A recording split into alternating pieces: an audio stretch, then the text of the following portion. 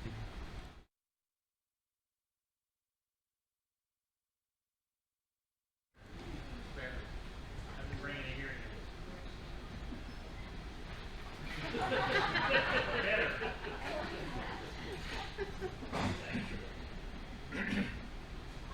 You know, if I'd known I was going to be on kind of a TV thing going up to Birmingham, I would have had my hair and nails done before I showed up. So, I am Mike Parsons, somewhat involved in educational issues. Dee Vocal over there has been always supportive and very helpful. She's extreme conservative and she fits right in with my group.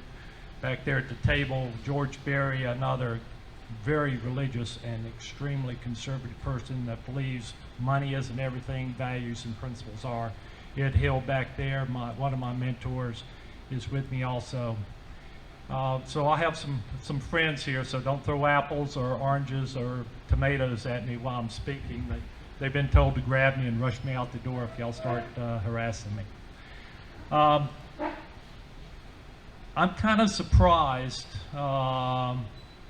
when I was talking to Rebecca, you know, that she would be so receptive to me coming to talk to you. What I have found with a lot of these groups, especially Republican groups, is if you don't have a title, they don't really want to hear you. They throw someone out there with a title to bring the crowds in. Well, I'm not a senator and I'm not a House rep. I don't really have a title except Mike. I go by Mike. I can recognize that pretty good. But speaking of titles, let's talk about somewhat of a history lesson before we get into the meat of this. 2010, two things happened. In 2010, the Alabama State Department of Education said they were going to transition to a thing called Common Core State Standards. Now, a lot of other processes and things came in with that. You just didn't get a bunch of standards. But also what happened in 2010 is we all of a sudden had a supermajority in the House and Senate in Montgomery of so-called conservative Republicans. Now, at that time, according to the National Assessment of Education Progress, NAEP, I believe Alabama was around 37th in the nation as far as education ranking when compared to other states. Actually, in 2009, Alabama, along with two other states, had been singled out for their education progress going upward, by the way, and had even been asked to go out to other states to tell them what Alabama was doing. So our education progress was on an upward toe here. We were going forward. Today, Alabama is nationally ranked somewhere around 47 or 48 according to the National Assessment of Education Progress. We've kind of fallen. Now, how could we fall from 37th to 47th with a supermajority of Republicans in the House and Senate? Just think about it. Last year, I submitted a bill through a House representative. It was House Bill 440. That bill did three specific things. It removed the Common Core State Standards and had us go back to the curriculum we were using when we were actually making a positive progress on education. Also, it denied or prohibited us from using any semblance of Common Core State Standards. The second thing it did, and let's see how many people know this is happening today.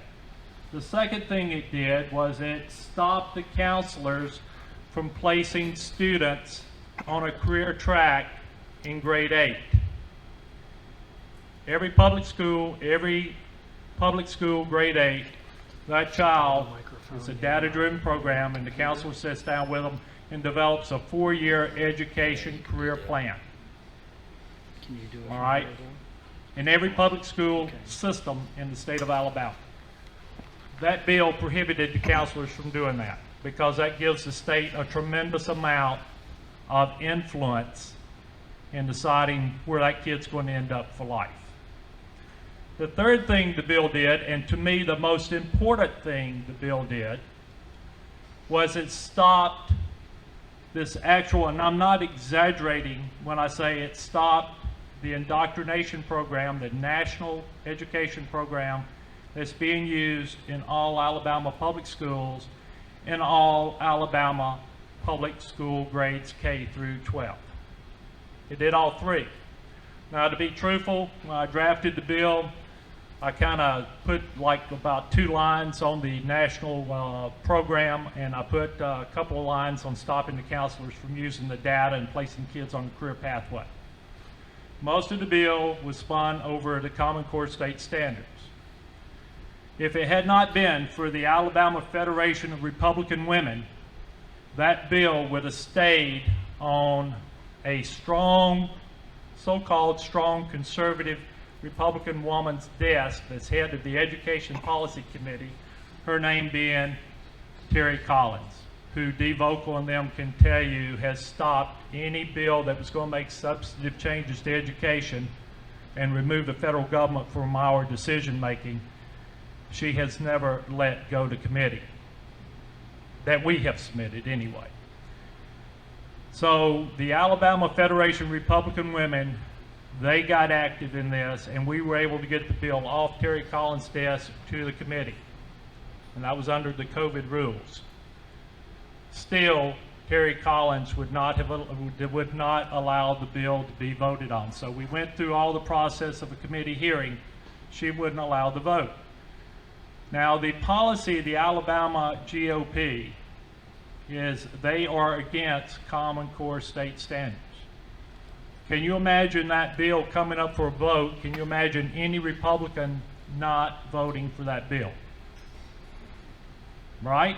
It's policy for the party. That bill didn't get a vote.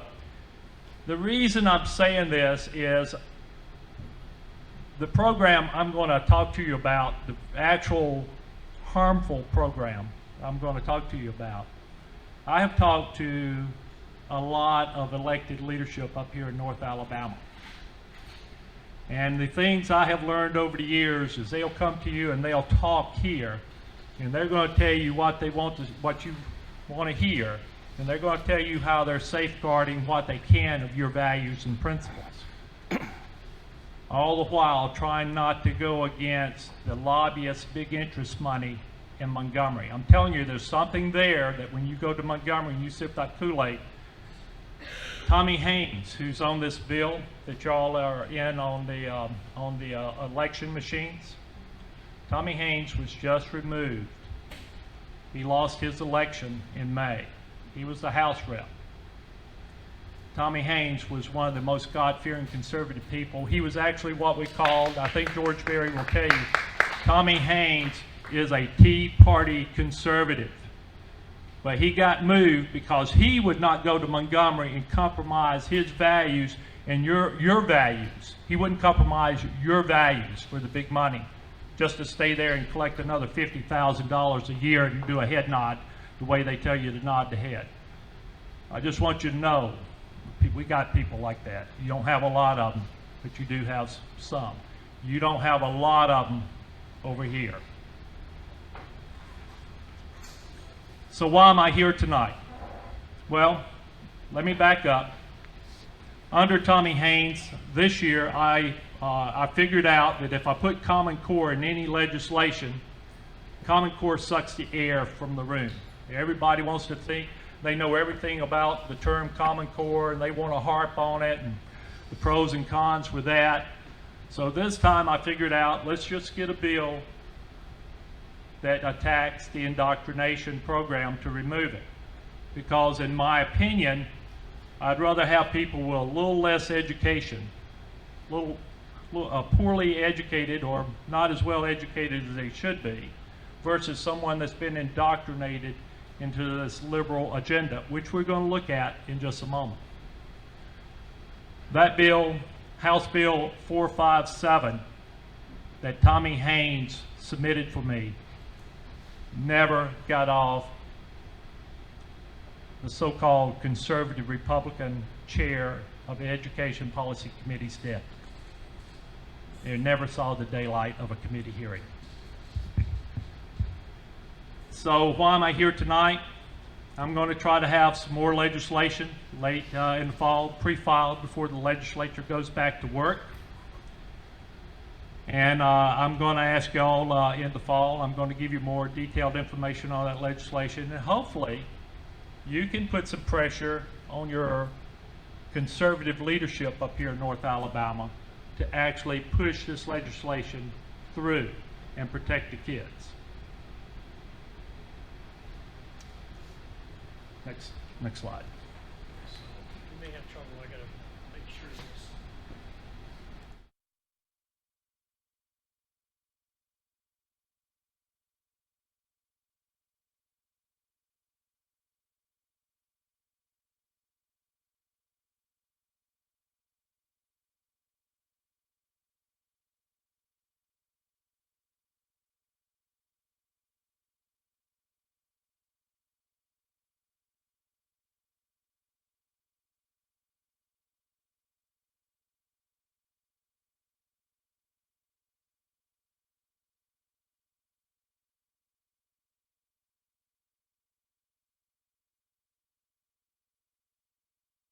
It's true that there are dangers on the outer planets.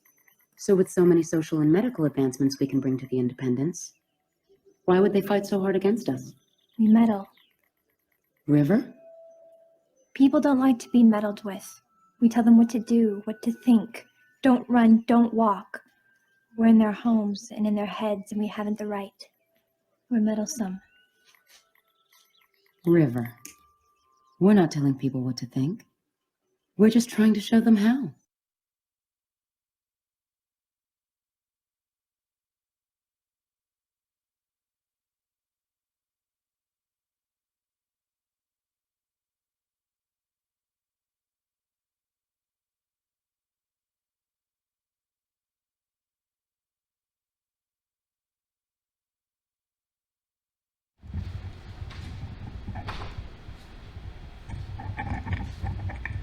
This is a design document from the Alabama State Department of Education, and when you read it, it's full of support systems. It goes everything from clinical to drugs to you name it, it's in here. Well, when you read this document, it's only like about 15 pages, you would have to ask yourself exactly where is the parent? Who is raising my child? That was written in 2015, I believe. All right.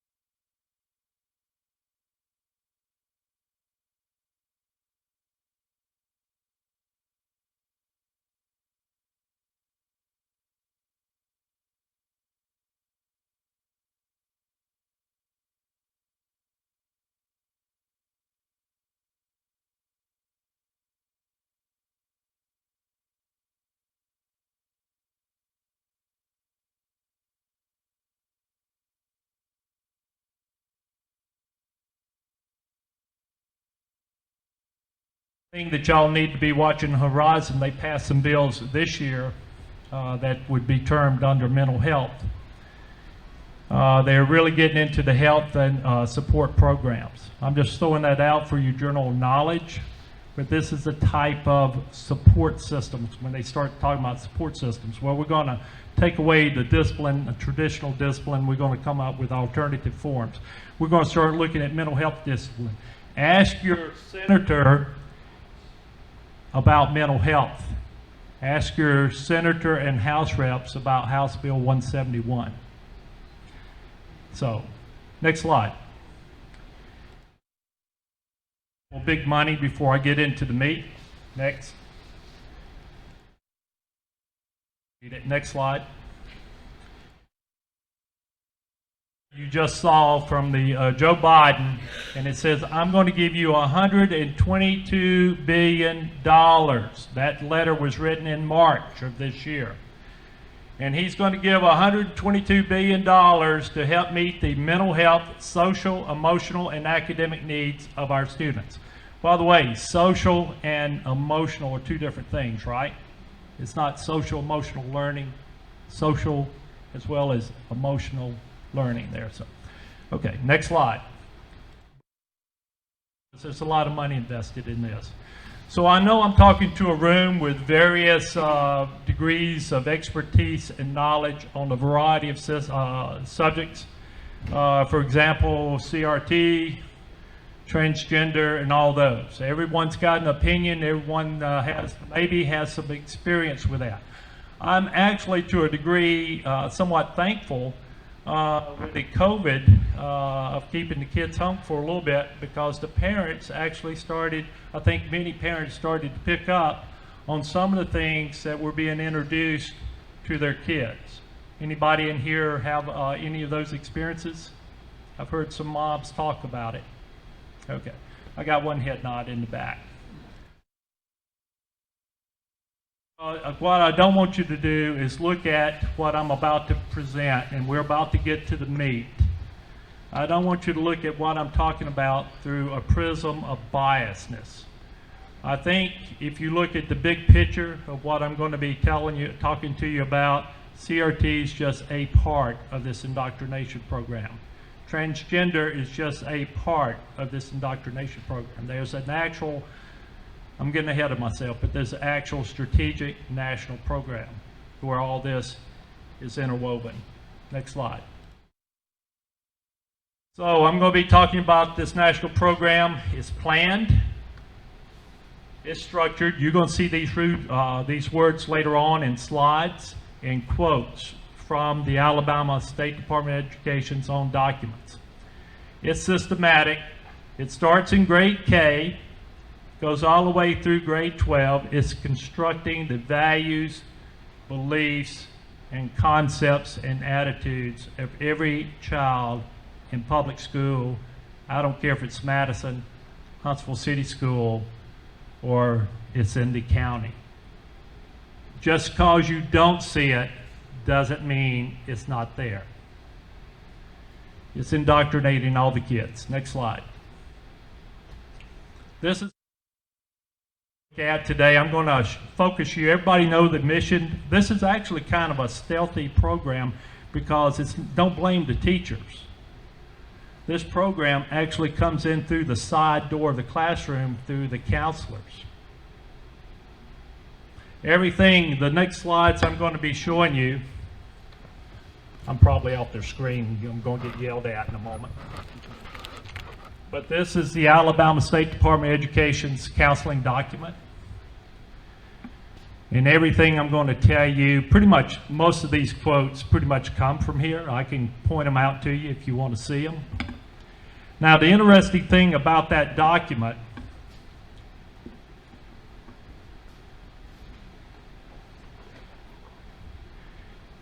is that they actually tried to update that document in 2015 with this right here.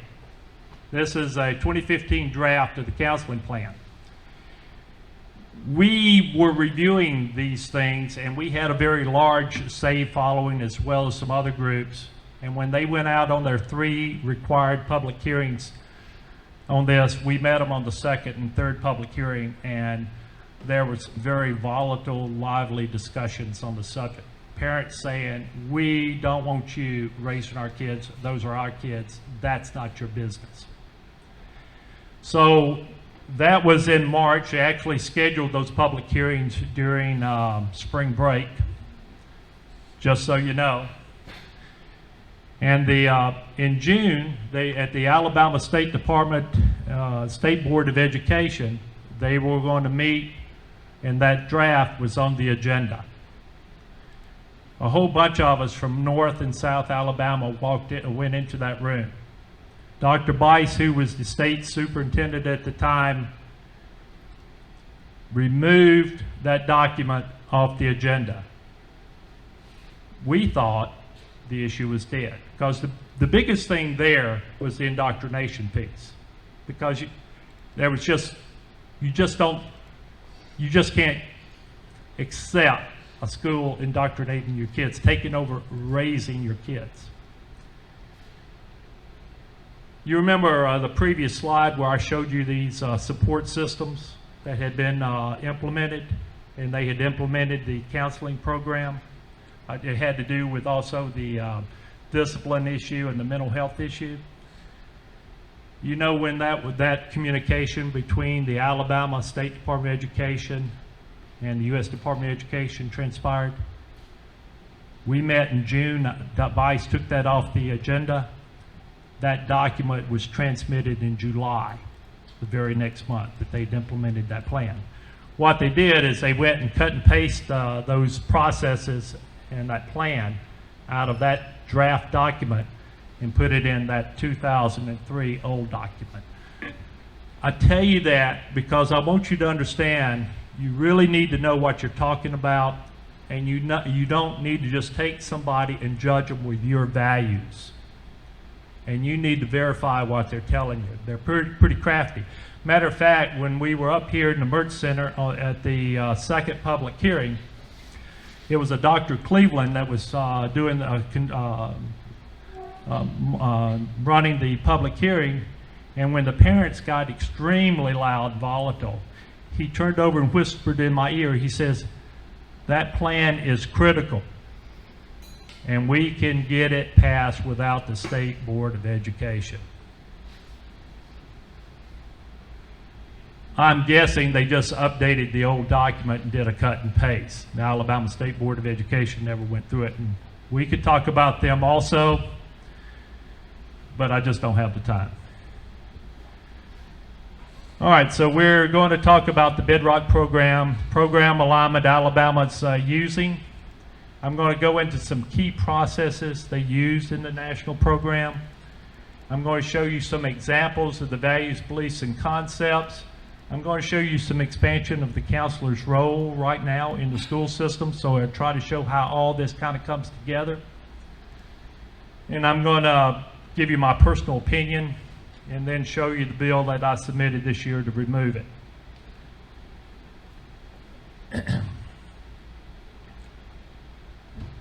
This is you notice the quotes, these are not my opinion pieces now. We're looking at direct quotes from the document. Did you know that your counselors or agents of change?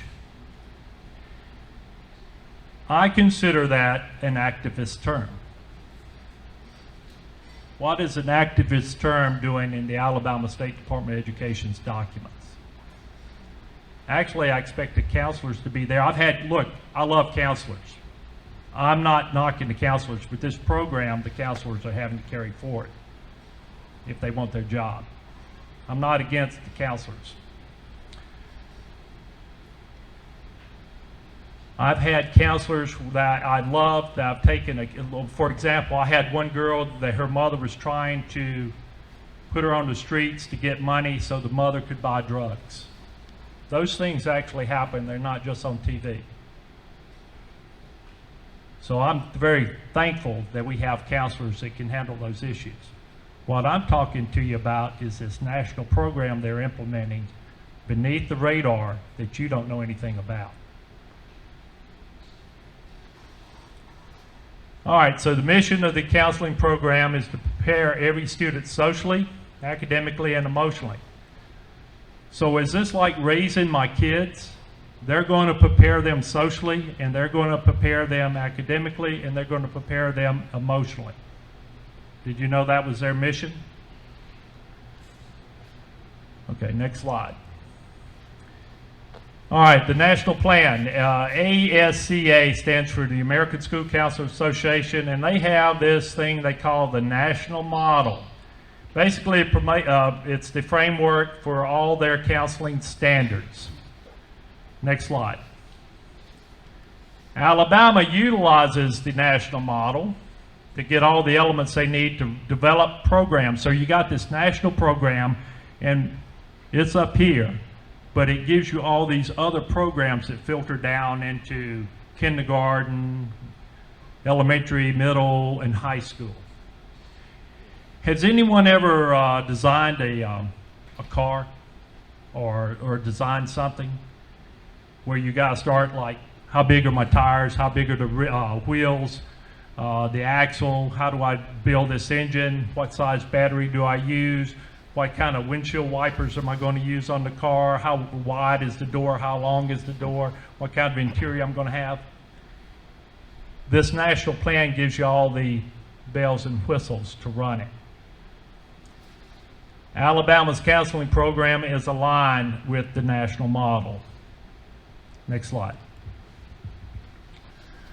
And here's why I'm talking about all the bells and whistles. The model provides information regarding how the program design, coordination, implementation, management, and evaluation as it affects the academic, career, and personal social development of the students. So that's basically the concept of a national plan. It's not just what you might see in the classroom. It's not what you see in the classroom. Matter of fact, a lot of it you don't see in the classroom because you're not in the classroom.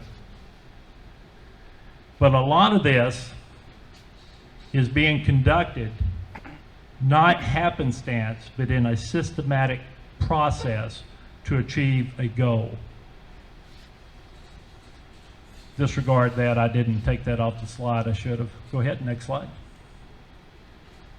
All right, now here's a kicker. Every time you see the word competencies, because we're going to be looking at those in a minute, every time you see the word competencies, I want you to think of values, beliefs, concepts, and attitudes. Every time you see the word competency, and that's been vetted. That's been vetted by the Legislative Services Agency that actually drafts bills. I'm going to show you this in a little bit.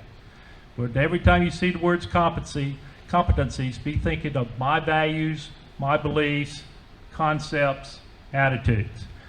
So this counseling program is going to ensure that every student has multiple opportunities to acquire competencies. That's another way to say they're going to indoctrinate the student to believe what they want the student to believe. We're going to take a look at a few of those in just a moment.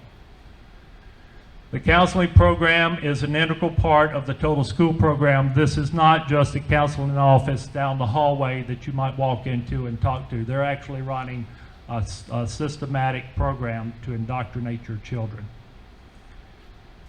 Next slide.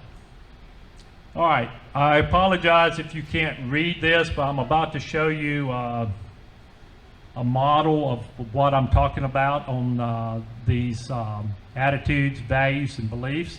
And before we get there, I'm going to show you the process. What they do is they show you, they got 123 of these, what they call competencies.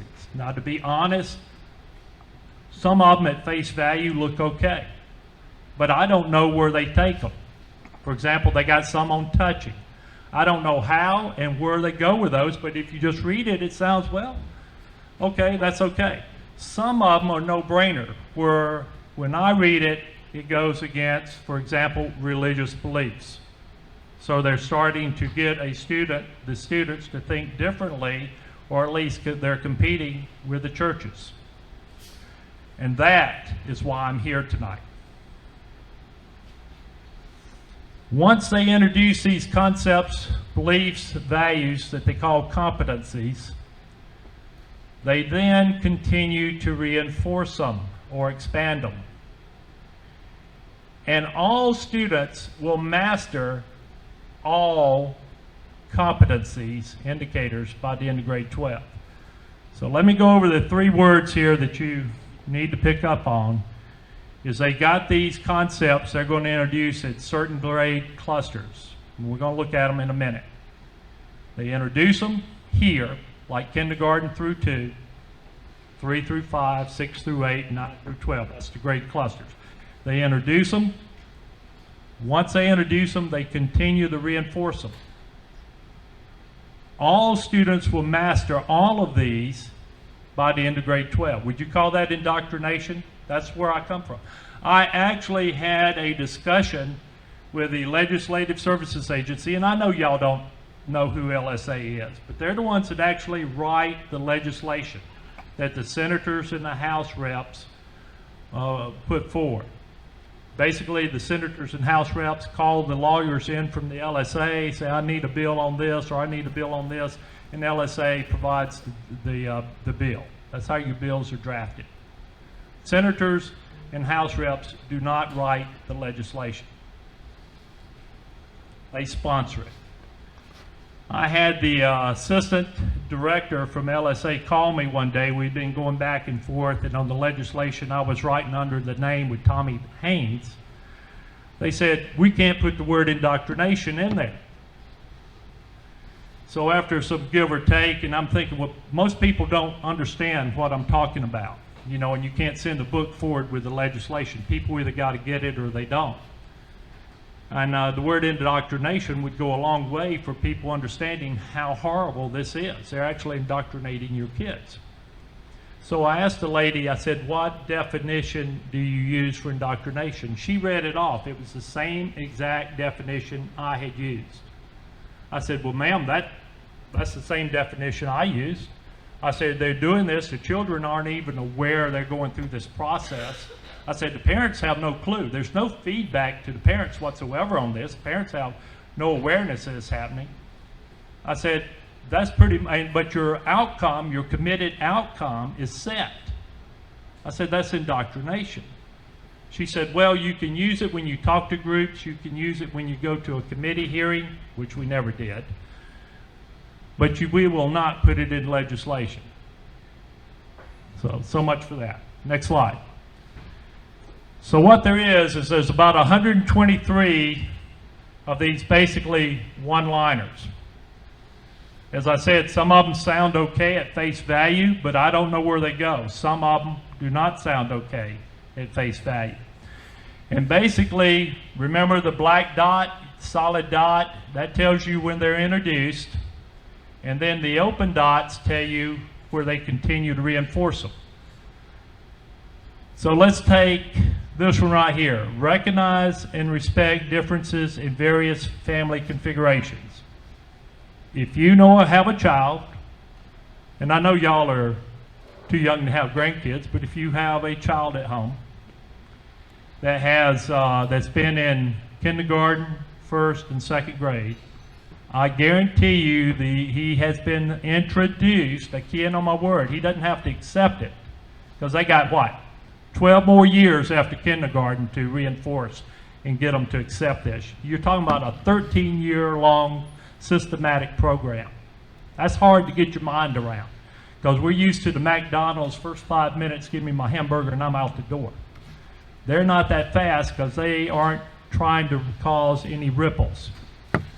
But if you got a kindergartner, first or second grade child that's been in public school, they've been introduced to the concept that they should respect two men, two women, or a man and woman as a family configuration. Next slide. There's diversity and equity and stuff too, and I'm not sure where they go with all that. I thought I would, can you hear me? I thought I would just show you this one out of grins, just to show you how subtle and evil they can be. And I call this evil, and I know that kind of diminishes the impact of my presentation, because y'all really don't think people can be that evil. You really don't think that we're in a spiritual war. You think this is all, you may think different opinions, but you really don't believe that this is a spiritual war we're in. And I'm seeing some very sinister tactics on their part. Use assessment results in education planning. That's introduced in grades 6 through 8. That sounds pretty harmless, right? Use assessment results in education planning. What happens in grade 8 that I told you about at the beginning of my presentation?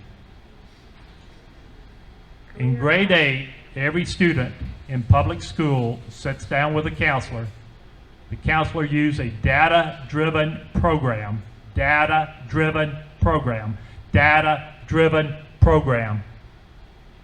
to assist that child and put that child on a career path called a 4-year education career plan. That is a socialist template that we have evolved to in the state of Alabama. Now, you can say it's all for the child because it is all for the child, right? They can justify anything they're doing.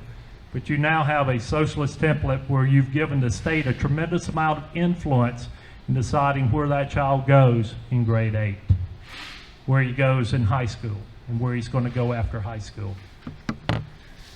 All right. Understand the importance of equity and access and career choice. That's introduced in grades 3 through 5.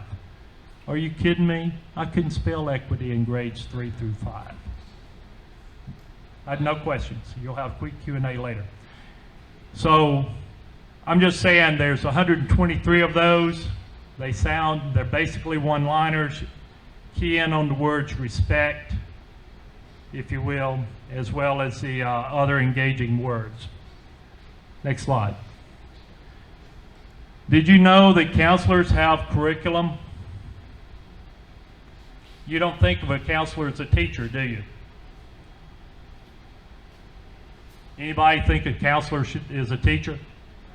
How many people have kids in grades 1 through 5? Anybody? Grandkids? I bet you if they're going to school, they're meeting with a counselor on a systematic, at least twice a month, scheduled with a counselor. Matter of fact, when I was making this presentation earlier this year, I had a retired teacher tell me, I used to have to take my class to an empty classroom and leave with a counselor for 30 minutes. It's happening here in Madison, I guarantee you. It's happening in Huntsville City Schools. It's happening in Madison County Schools. This isn't new. Just because you don't know about it doesn't mean it's not happening. Anyway, these are basically, if you notice the quotes, these are not my opinions. It's a school guidance curriculum. It's structured. It's presented systematically. It goes from kindergarten through 12th grade. Everybody pick up on that? A systematic program that goes from kindergarten through 12th grade. Counselors can basically come into the classroom if they have to lead to the acquisition of competencies. What are competencies again? Values, beliefs, concepts, attitudes. Basically, they can come in. What this program also does is it justifies bringing in outside groups, outside speakers, outside activities into the school. So it's not just a counselor carrying the weight. This program justifies spending monies to bring in other activities that support these competencies. It is the master plan. Next slide. Counselors implement a planned, sequential program. There's those words again, planned, sequential. I didn't use systematic this time. Program of large group activities designed to teach competencies. Remember I told you the counselors have their curriculum and the counselors are teaching. This is their quotes from the Alabama State Department of Education document, not my own comments. Counselors, did you know counselors can participate or participating in the review and revision of academic curriculum materials? Now, why do you think a counselor would be doing that? Could it be that they are aware that certain curriculum support or to introduce or reinforce their competencies that they have to introduce and reinforce? That they're able to sway or at least help manage some of that curriculum that will help introduce or support their competencies that they're required to present to the children. Next slide. I had a friend of mine say, why, when this person was in the school, in an elementary school, I said, did you know counselors do this? They said, yes, the counselors on our ARI committee, Alabama Reading Initiative Committee, but says, we don't understand why she's there. She doesn't have anything to do with academics, but she does have her own curriculum than she is teaching your kids. Maybe not as blatantly obvious as the teacher in the classroom. What really gets me is the counselors are monitoring the kids by data to determine if their actions, how their actions are starting to impact the children. Remember, they're trying to take the kids and take them and look at, I will respect two men, I will respect two women, and I will respect a man and a woman as a family configuration, as an example. How do you monitor that the kids accepting this? Because maybe they're going to a church, a strong church family, their parents are very religious, but the intent is they're going to get the kids to thinking, oh, it's okay. What's wrong with it? But the teachings of the church may say, that's not okay. This is a direct quote. This means data should be collected to validate certain counseling and guidance activities, as well as determine if any change in student perception and behavior has occurred as a result of counseling and guidance activities. So they're actually collecting data on every kid that's in the school system to determine how far or how accepting the kids are going with these concepts that are being introduced and reinforced to them. This one says the same thing. Counselors, and these are quotes, counselors of data-driven school counseling programs are able to determine what, if any, student change has occurred. Doesn't that bother you just a little bit? Next slide. Here's a summary of those slides with the counselors' input. They have their curriculum of structured experiences and is presented systematically grades K through 12. They implement a planned sequential approach to teach the competencies, those 123 concepts, values, beliefs, and attitudes. They can come in the classroom to reinforce the competencies. They can actually impact the academic curriculum materials, and they're monitoring the students' perception and behavior as it relates to the students accepting the competencies that are being introduced and reinforced.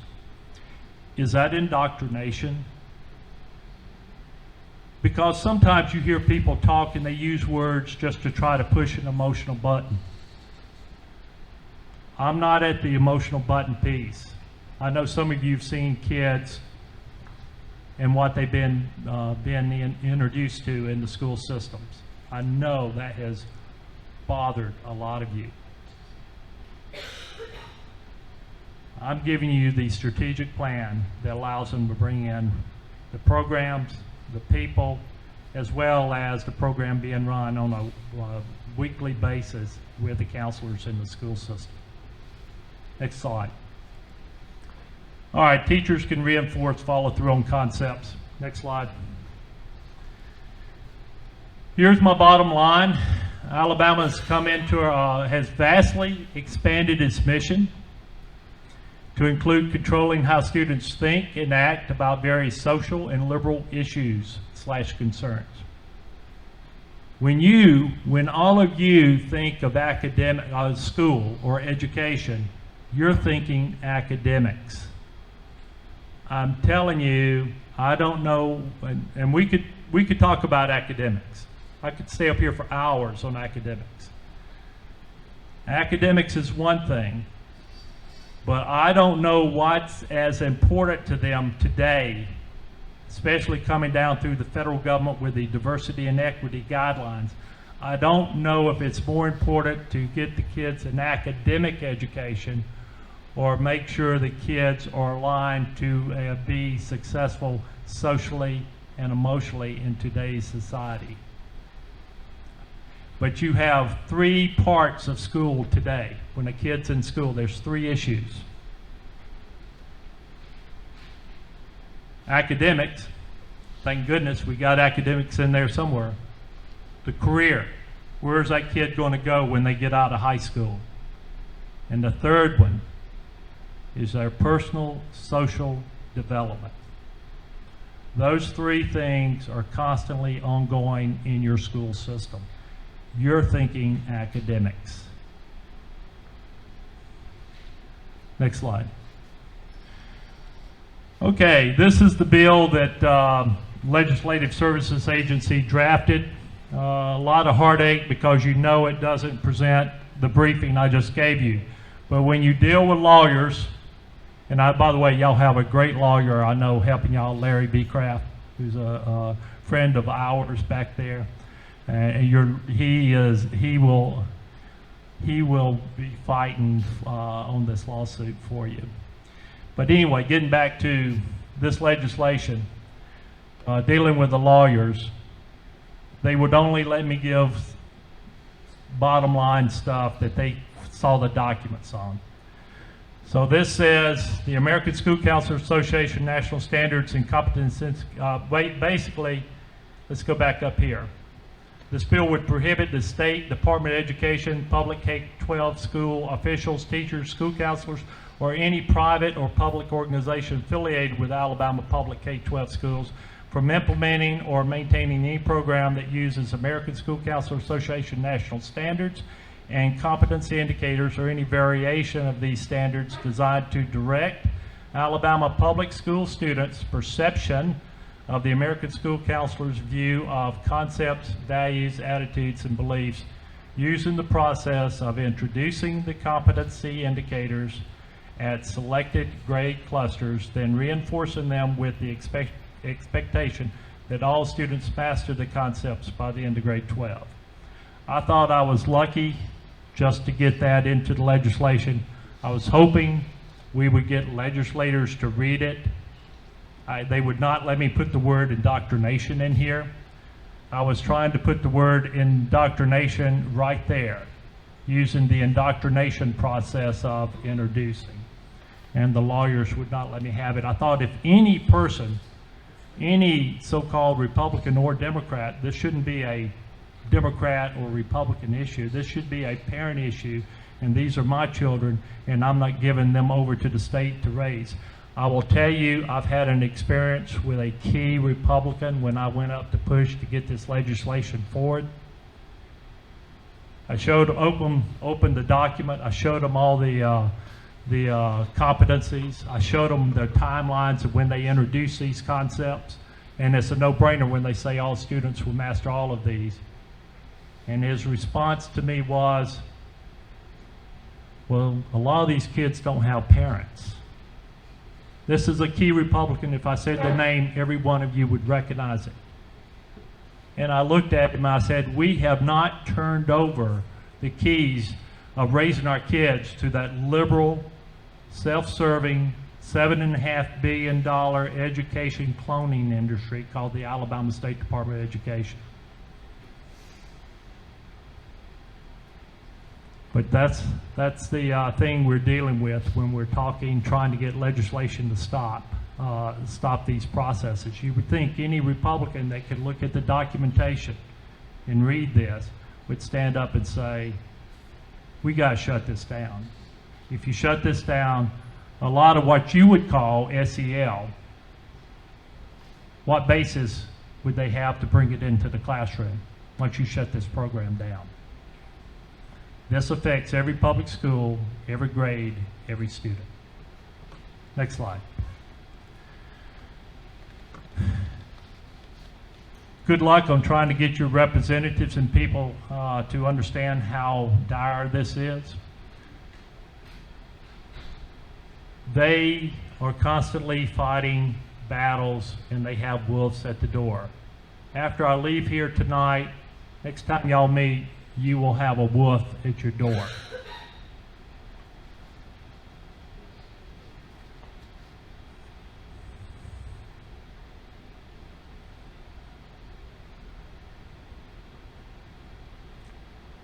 The wolf's not at your door. He's at your child's throat. This isn't a game. And I didn't come here to run for an office. I'm here trying to get somebody to stand up to protect these kids.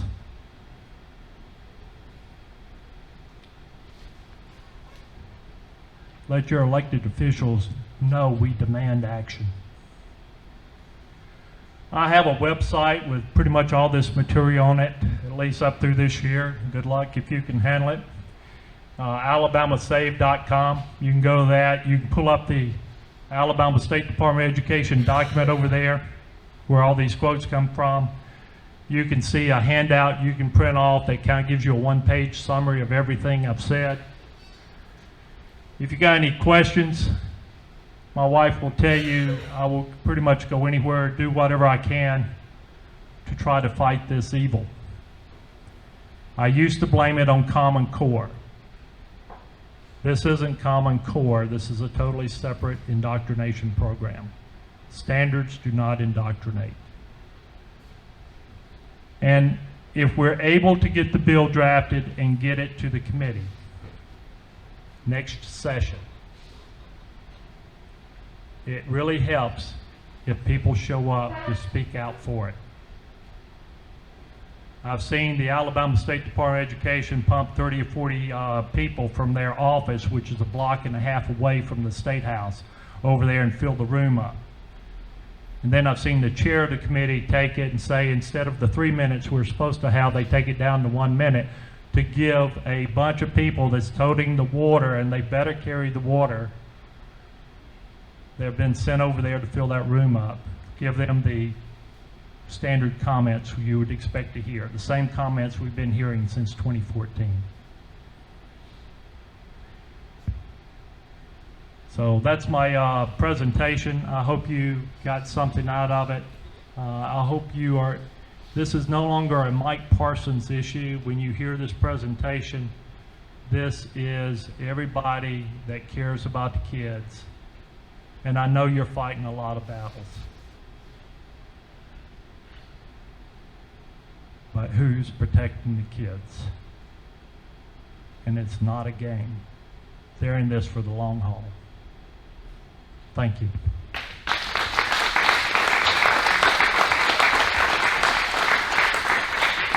I'm supposed to answer questions. I've told you everything I know. Anybody have any questions for me? Oh, by the way, I have some of my cards up here. It's got the website and my home phone number and my email address. So if y'all want to get some of those, and contact me. But nothing I know is classified. It's just open source documents. My wife will tell you, I just don't have a life. I'll sit and read the documents. Yes, ma'am. Okay, our daughter graduated last year from Huntsville City Schools, and she did not get as good of an education as our son did, who's 8 years older, and her whole class is extremely liberal. You know, and all we can do is just, my husband and I, is just live our lives and try to teach her. But you know, they do indoctrinate them. That I do believe. And the other thing I was going to say is, unfortunately, in this runoff, our District 20, the person who got in the seat, he was funded by the AEA, Alabama Education Association. So they work to get the legislators that they want. Yes, ma'am. I've heard people point to the AEA. I could mention other organizations like the BCA and others. He did get money from them too. The BCA, every time I've gone to Montgomery to talk about the education reform agenda, I'd be on the pro mic for the bill, and BCA would be on the con mic.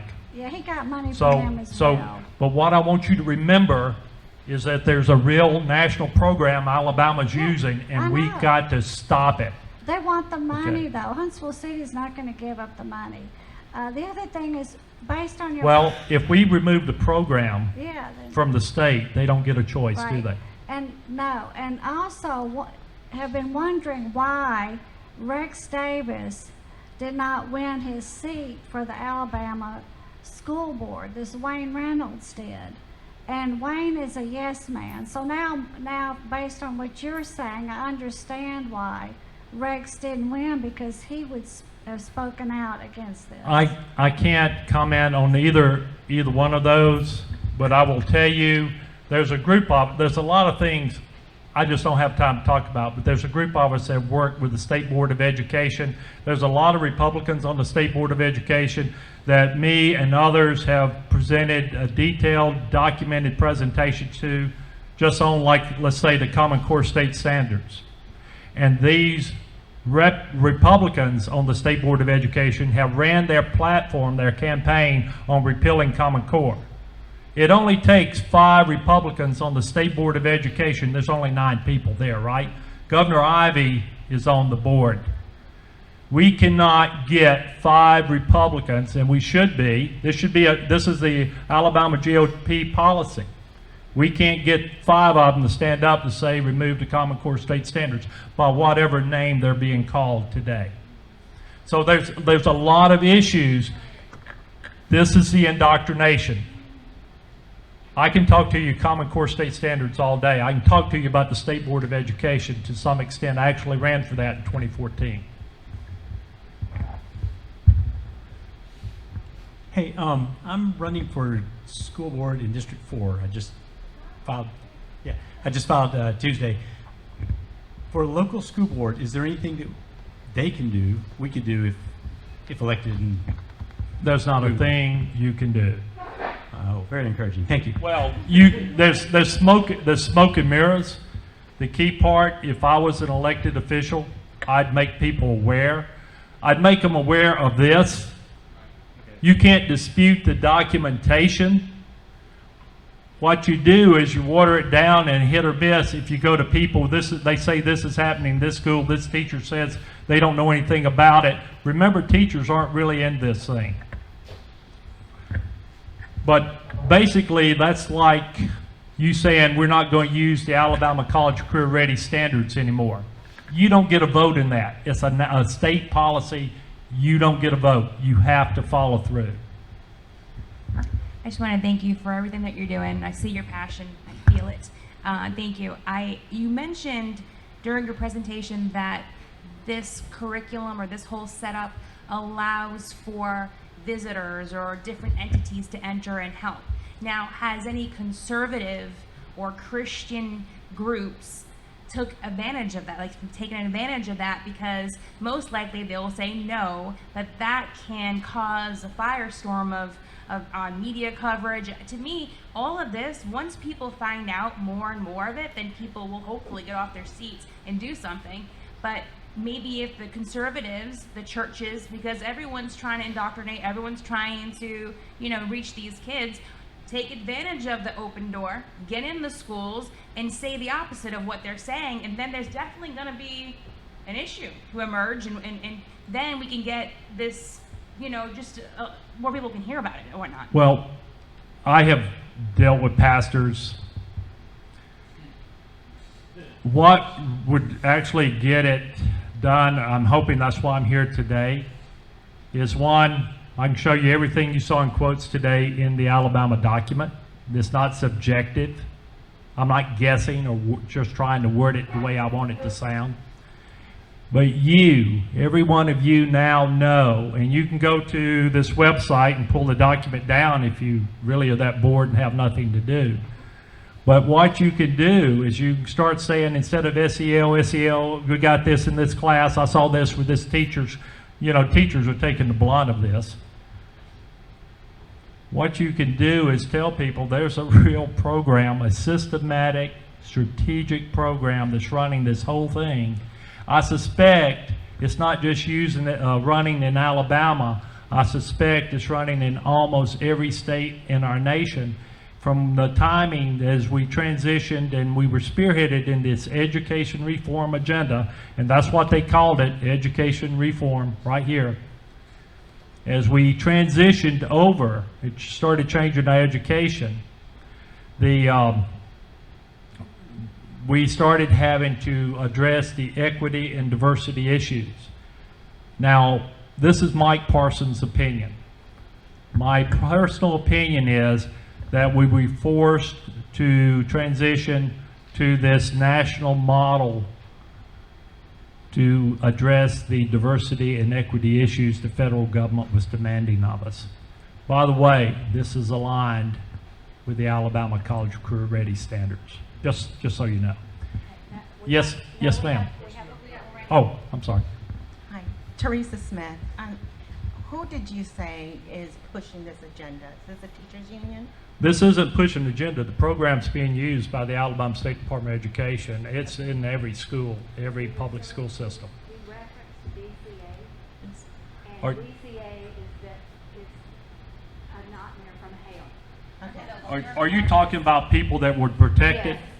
I will tell you, you remember when I told you I had legislation last year, House Bill 440, that would have removed Common Core, stopped the counselors from using data to place kids on a career path, and remove this indoctrination program? Remember that when I first started? A key, very key Republican told Dee Vocal over there, when she said, are we going to be able to repeal Common Core? My understanding is we'll have to wait and see what the BCA says about it. Is that right, Dee? We won't mention his name, but if we mentioned his name, I'm telling you, the vetting process for getting people that serve the people instead of the lobbyists is your challenge, and I don't know how you do it, because they all know what to say to you when they're running. Mr. Parsons, Mike. Okay. I completely believe what you're saying.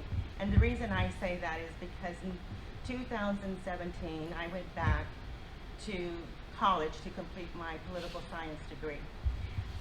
Our political science classes, I noticed a tremendous change from the last time I was there in 2014.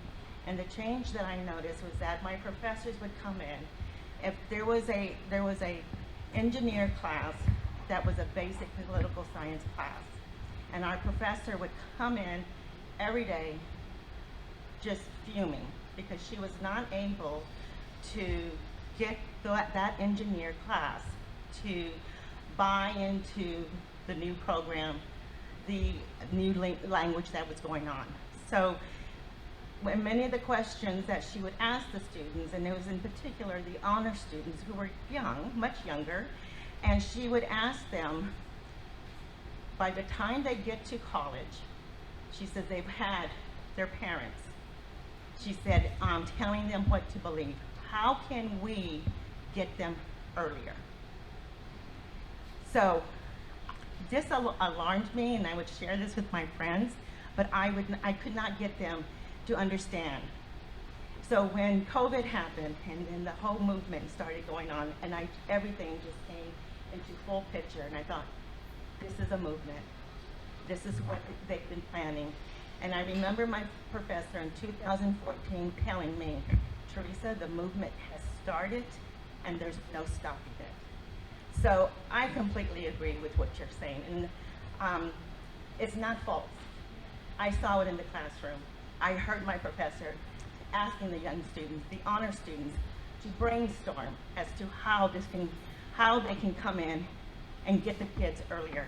And I think this is what is happening. To my best estimate, because I don't know when they actually implemented it, 2015 they said they had implemented the plan. I don't know when it actually started, but this either started somewhere around 2016, 2017 timeframe. But at a point in time, if we don't get this program removed, don't remove those competencies, don't stop that reinforcement of indoctrinating the kids. If we don't stop that, we haven't seen a 12-year, 13-year product come out of the pipeline of student talent pipeline yet. We haven't seen a kid start in kindergarten and go away through the 12th grade with this program. But if we do, I don't think you're going to put that genie back in the bottle anytime soon. Stand up. Thanks, Mike. That was great. We need to get your bill through when they open up again. The thing I want to respond over here.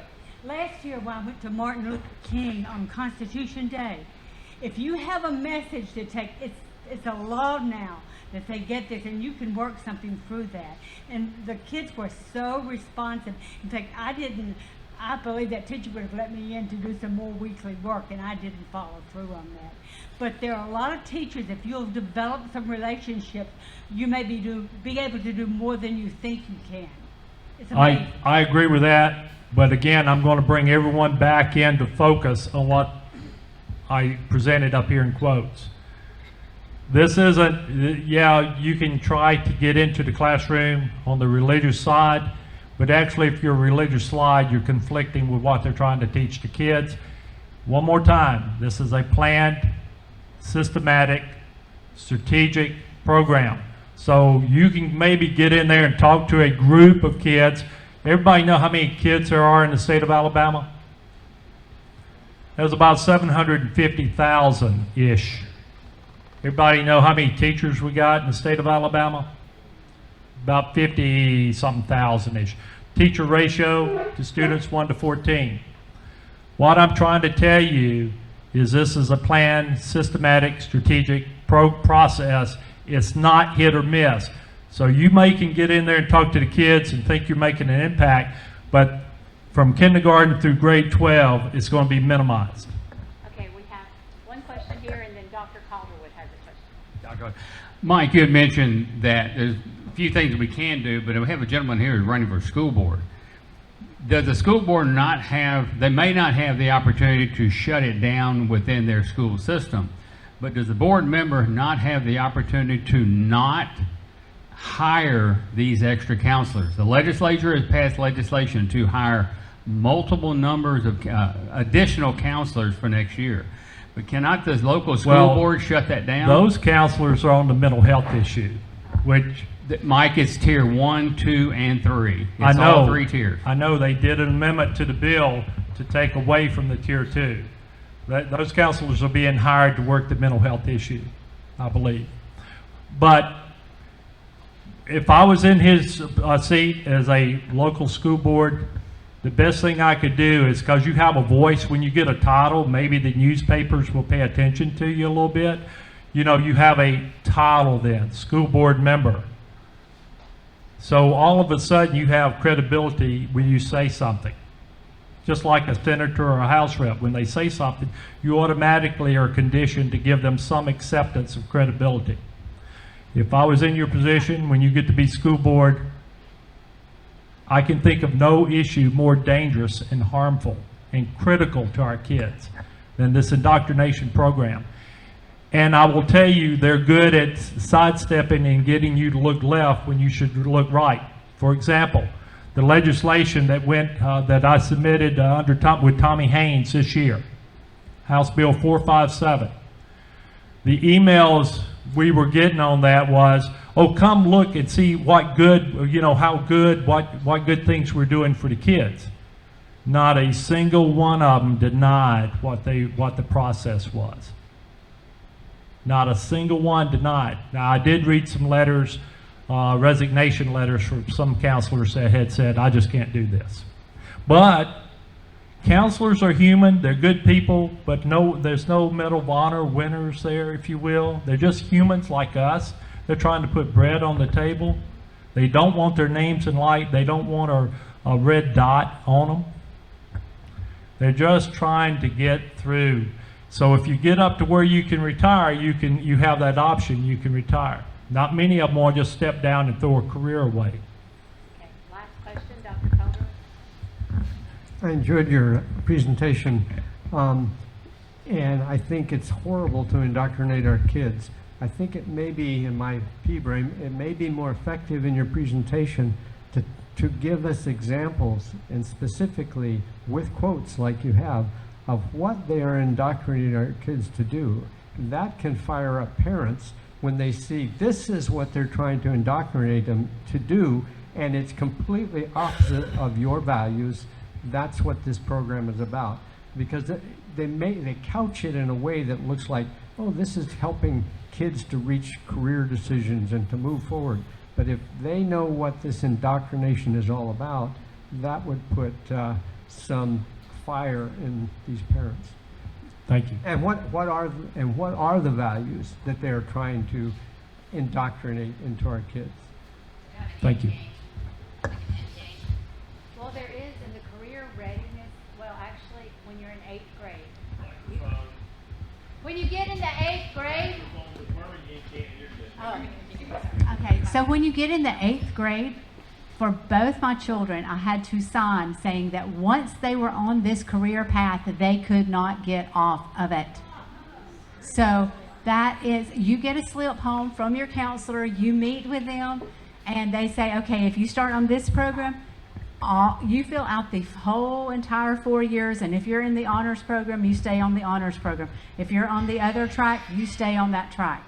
You sign as a parent and you're thinking, well, both my kids, it's like, well, that's okay, you know, they're trying to help them, but you don't realize how much of that, and if you do try to change, how difficult it is to get off that path. Yeah, just for your info, I could go down into the weeds. That's where the parents are. I know I could push your emotional buttons. What I was trying to do is give you a baseline structure that you cannot deny that they're running this indoctrination program. If you get nothing from what I said other than this program exists and it's affecting every kid, which is what the slide said, that's good enough for me. I can bring parents in here. Matter of fact, there's another presentation where I had two fathers come up after me and give you personal experiences they had with their superintendents in the school. I know about the emotional buttons. I'm talking to you as adults. I'm not trying to get your emotional buttons. I want you to understand this program exists and what it's doing. Okay.